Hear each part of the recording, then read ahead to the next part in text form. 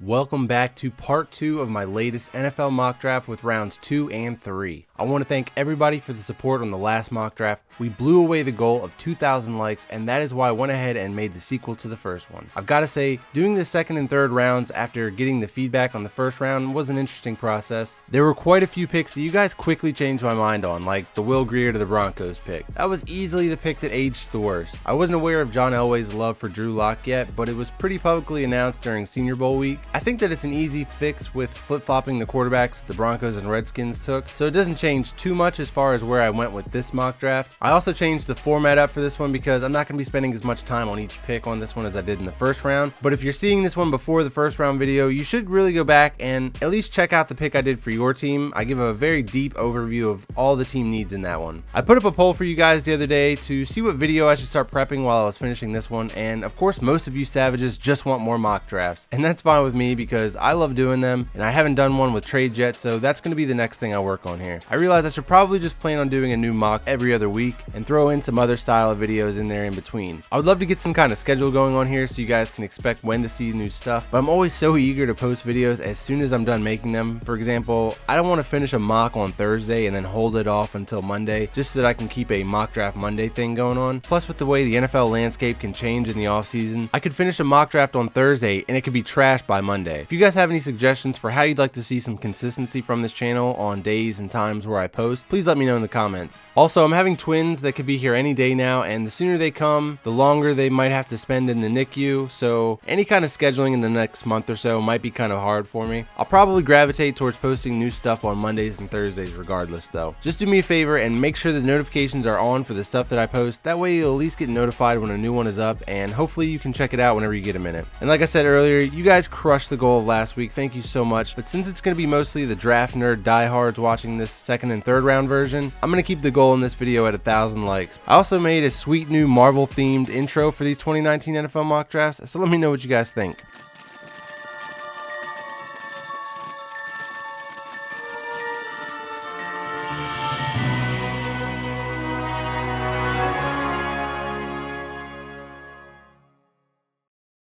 The Cardinals have a franchise quarterback, so they are in position to use these next top 2 picks to address the next top 2 most important positions. Jawan Taylor is a mauler and might actually be the top right tackle on some teams' draft board depending on scheme. With one of the picks acquired in the Sam Darnold trade, the Colts add another edge rushing prospect in Jalen Ferguson. In my first round mock video, I mentioned why the Colts should place a higher priority on adding a top playmaker at wide receiver over an edge rusher, but with these top 2 picks being so close, they could easily flip-flop and go edge rusher or at least defense in the first round. Last year's second round pick, Ohio State defensive end Tyquan Lewis, spent the entire year on IR and could actually push this need even farther down the board for them. John Gruden has historically liked hoarding veteran running backs, so I could be way off base here. Mike Mayock might be able to change his mind though, because this Raiders offense needs a jolt that probably only a rookie running back could provide. Alabama has also been hoarding running backs for a while, and Josh Jacobs hasn't had to carry the load, and he also doesn't have the typical wear and tear for an every down Bama back. The 49ers offense could still use some playmakers for Jimmy G, and while I like Dante Pettis, the cupboard is still pretty bare. A.J. Brown went into the last season as the clear-cut number 1 wide receiver in this draft, but concerns about his speed and separation have lowered the hype around him as an NFL prospect. He's a savvy route runner with wide receiver 1 size, so his ability to get open is not about having breakaway speed, but does he become the next Anquan Bolden, or does he become the next Laquan Treadwell at the NFL level? The Giants' offensive line has to be addressed, again. Last year they spent draft picks and money in free agency, but it still wasn't enough. I expect the Giants to spend a lot of resources on young offensive line prospects that can grow together with Saquon and whomever their next quarterback really is. Cody Ford probably won't be available in the second round when it's all said and done, but adding another mauler to go along with Will Hernandez would give the Giants 2 of the coveted bullies along the offensive line, and they could start building some offensive line identity. After passing on a quarterback in the first for a defensive stud, the Jaguars can now allow a quarterback to fall into their laps in the second. It sounds like Jacksonville is also a prime spot for Nick Foles to land, but regardless of who, the Jaguars should be adding a veteran quarterback to replace Bortles and a rookie for the future. Gerald McCoy is likely going to be a cap casualty this offseason, and this would be an easy pick if Jeffrey Simmons falls into their lap. Simmons wasn't invited to the NFL Combine because of an incident that involved him punching a woman before even becoming a student at Mississippi State. Mississippi State took a chance on him, and he was a model citizen during his time there. I won't be surprised if that still keeps him out of the first because that's just the society we live in today, but Bruce Arians is not afraid to take chances on players with a checkered past, and playing next to Vita Vea would be a great home for him. The Bills' offense needs playmakers, and improving the running game would really open things up for Josh Allen so that he wouldn't have to lead them in rushing also. LaShawn McCoy is showing signs of wear and tear, but he'd still be a great third down running back and would prevent a rookie from having to really carry the load. David Montgomery is an every down running back that could be groomed as the lead guy moving forward for their power running scheme. Okay guys, I did hear you in the comments, and Will Grier was not a good pick for the Broncos in the first. I get it. I had no idea that John Elway had made it that obvious that he was in love with Drew Lock prior to posting that draft. It's pretty dumb for him to make it that obvious this early in the process, but it doesn't usually surprise me from John Elway at this point. Usually I would use the smokescreen argument against rumors this early in draft season, but Elway isn't the type of guy to play that game. So switch Will Grier and Drew Lock with the Broncos and the Redskins, and I think that then the Broncos will probably try to reinforce their defense in the second round, and I think that these Notre Dame prospects would be a great option for them. Julian Love is a better prospect than Tevion Coney in my opinion, but they could benefit from either guy right now. The Bengals need to build on their offensive line because it's one of the worst units in the league. After the failed offensive tackle duo they drafted a few years ago, it's time to go back to the well and try again. Bobby Evans has all the tools to be a franchise left tackle and would give the Bengals the flexibility to move guys around if Cordy Glenn can't stay healthy. The Lions could go a variety of different ways with these first two picks, but both should be spent on the defense. Ed Oliver was somewhat of a luxury pick, and I know a lot of fans weren't so happy with it, but he doesn't play the same position as Damon Harrison, guys. They're not even close to similar players. A'Shawn Robinson and Deshaun Hand still have potential also, so if they pass on Oliver and go Devin White instead, I get it, but then they should go edge rusher here. I like the versatility of Ed Oliver in the first to help the pass rush overall, and then let a guy like Devin Bush fall into your lap in the second. The Packers went all in on defense with their first two picks in the first round, and now it's time to get a few more explosive weapons for Aaron Rodgers. Randall Cobb will be moving on this offseason, and Deebo Samuel is actually a pretty similar prospect coming out of college who could replace him in the slot and offer something as a return man. The Falcons got a Dontari Poe clone replacement in the first, and now they get an Adrian Claiborne clone to play opposite of the Leo in this defense. Not only do they get players that mirror former players perfectly, but they also have really high ceilings. Zach Allen is one of those guys that could shoot up draft boards into the first if he tests well, and he's got one of those motors that would bring energy to any defense. The Redskins addressed the quarterback position in the first, and even if you swapped quarterbacks with the Broncos, the Redskins should still add to their offense. Josh Doctson is one of those guys I thought would be a beast at the NFL level, but injuries have prevented him from developing consistently. This offense as a whole performed a lot better when it had Deshaun Jackson as a deep threat, and Marquise Brown would offer a similar skill set. The Panthers had a needed edge rusher before Julius Peppers retired, but it's a little more glaring now that the Panthers legend has hung him up. ODU edge rusher O'Shane Ximines has a lot of hype surrounding him from some of the TV guys, but I worry that his name is more elite than the competition he faced. But I will say the last time I remember docking a small school pass rusher from the competition quality, it was Khalil Mack. It's just so hard to evaluate when you see a guy dominate an offensive lineman at one of the lower levels, and you wonder, is he facing a real offensive lineman or a guy that will likely be installing furniture in 2 years? The Dolphins owner is reportedly interested in getting a top pick for 2020 because he's in love with the idea of getting Tua Tagovailoa, so this could be way off base, but the Dolphins should still add a young guy at some point to play quarterback in this 2019 NFL draft. Jarrett Stidham is a quarterback that I'm really torn on in this draft, but he could be a good bridge option like the Browns did with DeShone Kizer because you can't bank on being able to get Tua next year, and selling a desperate franchise on another year of Brock Osweiler potentially starting for you all season just sounds brutal. I've avoided giving the Browns a new offensive tackle for as long as I could, but it's time to add somebody. I'm not sure what the plan is with last year's second round pick, Austin Corbett. He was a college offensive tackle that was an easy move into guard at the NFL level, but their guards are pretty much set for now, so they need to add more tackles with starting potential. Dennis Daly has all the tools and just needs some NFL coaching to round the edges of his game. The Vikings are probably losing Anthony Barr in free agency, and they'd be smart to replace him with a player better suited to do the things they asked of Barr way too often. The Titans are a power running team without the offensive line to support the scheme. Marcus Mariota doesn't seem to be like the quarterback from Oregon that can be the centerpiece of the offense. It's going to be crucial for them to add players that can actually help reinforce this scheme, which will allow them to continue on with the way the running game took off with Derrick Henry down the stretch last year. I said in my first round mock draft video that I think the optics caused the Steelers to avoid drafting a Ryan Shazier replacement in the first round last year, and that they'd probably avoid doing it again this year, but it gets to a point where you've just got to add some prospects. Patty Fisher would be a perfect fit for the Steelers. The Eagles are going to go in on getting Carson Wentz more offensive weapons again this offseason, kind of like they did going into his almost MVP season when they won the Super Bowl. Calvin Ridley's little brother Riley is actually a little bit bigger than him, and he plays like it too. Riley Ridley is not as polished of a route runner as Calvin, but uses his size and speed to make contested catches down the field. Georgia's run-heavy offense didn't take advantage of his abilities, but he was the clear-cut #1 guy in their passing game with his playmaking skill.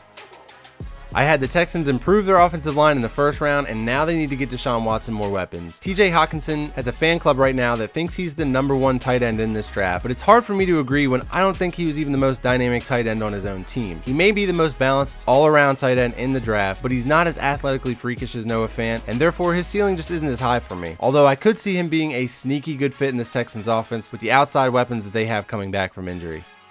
The Texans are back on the clock with back-to-back picks, and I think that they go back to the offensive line to overhaul one of the worst units in the league. Ross Piersbacher isn't the greatest athlete, but he's got ideal size and has good technique, and the Texans just need some guys that can block.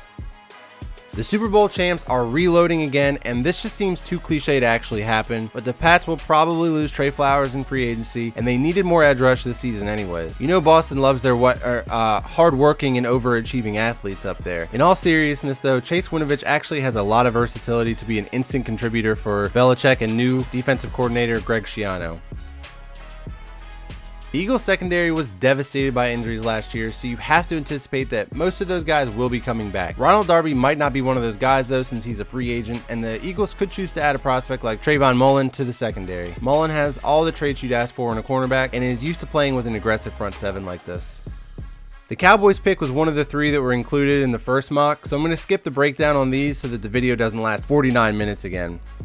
The Colts have spent a few picks recently on their defensive backfield, but not all have reached their potential due to injuries. So until those guys prove that they can stay healthy, they need to add more prospects. And who wouldn't want to add a cornerback named Michael Jackson? Think of all the smooth criminal memes when he gets an interception. He's really good in man coverage, and after having 4 interceptions his junior year, teams just stopped testing him in his senior year.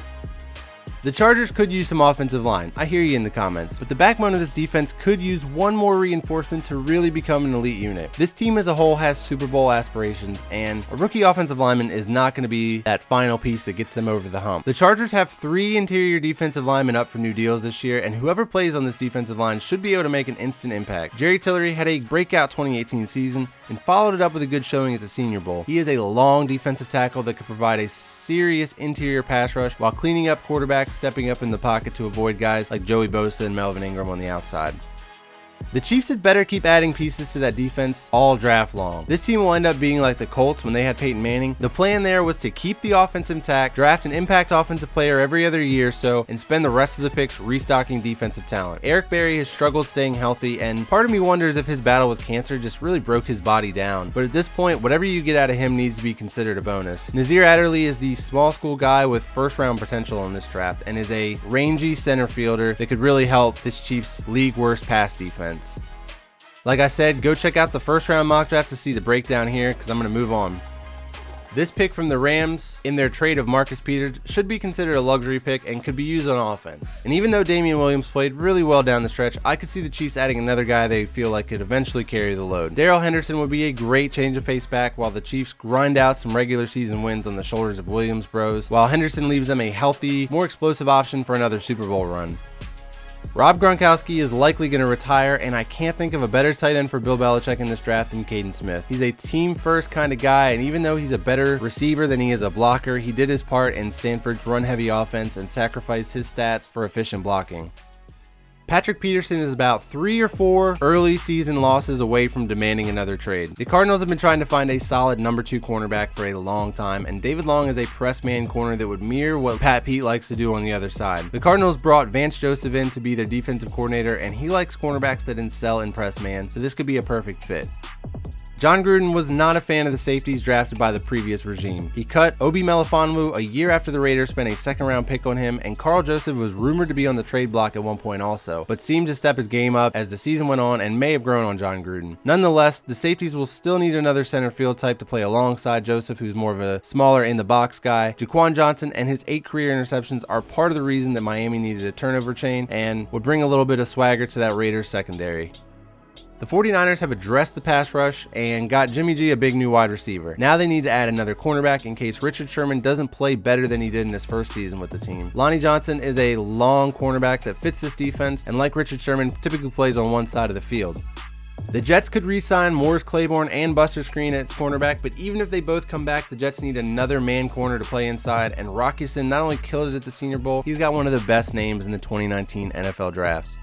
The Jaguars need some size and speed on the outside. I still don't know why they let Allen Robinson and Allen Hurns go in free agency, but Blake Bortles failing was partially on the front office not giving a bottom tier quarterback weapons he felt comfortable with. I just recently checked out Hakeem Butler from Iowa State, and this guy is insane. At 6'6", he is a freak athlete who can play the ball in the air like no receiver I've seen in a long time. You remember those old LeBron James highlights from when he played football in high school? It's kind of like watching that. If this guy runs a decent 40 and tests well at the NFL Combine, he's definitely going to go in the first round of this NFL draft. The Buccaneers have to re-sign left tackle Donovan Smith, if they want to. He hasn't been very good so far in the NFL after being a pretty promising player in college, but losing a guy with as much experience as him might not be how Bruce Arians wants to start his coaching career in Tampa for an offensive line that still doesn't have a lot of pieces to play with. I don't expect a big market for Smith, so they could probably get him on a short and cheap sort of prove-it contract and then still add a guy to groom for the future. Andre Dillard is the perfect prospect for this scenario because he could play inside at guard as a rookie and then move out to left tackle later on in his career if needed. The Giants actually forfeited this pick by selecting Western Michigan cornerback Sam Beal in the 3rd round of the supplemental draft. He got injured early on and didn't play at all for the Giants last year, so they're going to get a bonus player in one that they felt confident enough to trade Eli Apple, and I'm sure that Sam Beal had a big part of that. The Broncos went quarterback and then cornerback, but this defense needs more studs in the middle if it's going to try and replicate Vic Fangio's defense in Chicago. Tevion Coney, I mentioned him earlier, is a big thumper that fits perfectly in a 3-4 defense. He and Josie Jewell could be the future at inside linebacker for the Broncos defense. One of the common things said about the first round of my mock was Bengals fans letting me know how happy they were that I didn't have them taking an offensive lineman in the first. Hopefully that's not because you guys don't see it as a need, because I think it's a big one, and I have them going back-to-back picks with the offensive line. The Patriots are going to continue to do their thing on the front 7 and replace all the Super Bowl free agents chasing paydays. Anthony Nelson is one of my favorite players in the draft, and not just because of his first name. It's because he's got traits that you just can't teach or coach or develop. The guy is 6'7", 271, is an above average athlete. This might be a little high for him because teams are going to wonder where to play him, but Belichick is the type of coach to value this kind of versatility. The Bills' biggest need has been fixing that offense moving forward, and after back-to-back picks, I say they do it a 3rd time in a row because they still need more weapons for Josh Allen, and while I think their wide receivers played better down the stretch, neither of them is going to put fear into a defense. Andy Isabella isn't going to scare you when you line across from him and pregame warm-up, but he's going to scare defensive backs when he's running past them. Isabella is another Senior Bowl winner where he showed that he's not just a burner with deep speed, but also a solid route runner who could be the latest step in the evolution of the so-called next Wes Welker. The Packers' offensive line hasn't been as dominant as they have been in the past, and that could have been partly because Aaron Rodgers was playing on one leg for most of the season, and partly from the below-average guard play. And maybe I'm getting too cute with this Wisconsin pairing, but Michael Dieter would be an upgrade over Lucas Patrick for sure. After using their first 2 picks to improve the future of their passing game, the Redskins can get back to drafting more Alabama players. JK, they need a linebacker, and Mack Wilson's already been drafted. Zach Brown might get cut this offseason, and Joe Giles Harris would be the perfect replacement for him as an inside linebacker. He's got similar range as a coverage guy, but probably more instinctual. The Panthers went defense on both of their first 2 picks because they may need to rely heavily on that side of the ball until Cam Newton is back to form. But the offensive line needs some love too because this offense could be more run heavy moving forward also. Their left tackle Chris Clark is a 34-year-old free agent, and Tyree St. Louis could step right in on whichever side the Panthers needed as he's got experience on the left and right. The Dolphins are in rebuild mode, and there's not a sturdy base to build an offense on here. Depending on how they approach the first 2 rounds, they should be taking the best offensive lineman available if they haven't already addressed it. There's maybe one player on the offensive line right now that couldn't get beat by a 3rd round pick. Drew Samia brings energy and attitude to an offensive line that needs all the above and comes from one of the best units in college football. The Falcons needed cornerback depth before cutting Robert Alford, and now it's become a top need for them. Derek Beatty is a big cornerback with experience playing in a couple different coverages and is solid at press man. The Browns are probably cutting Jamie Collins because he's the exact reason why nobody should try to claim their piece of the Patriots' reign through trades or free agency. Collins was one of the best linebackers in the league during his time with New England, and after he got his rings and made his money, his play dropped off considerably. Imagine that. The Browns should add a linebacker early in the draft to get this defense playing to their potential. Kendall Joseph is a little bit undersized, but he's got middle linebacker traits and processing and could be a great coverage linebacker for them.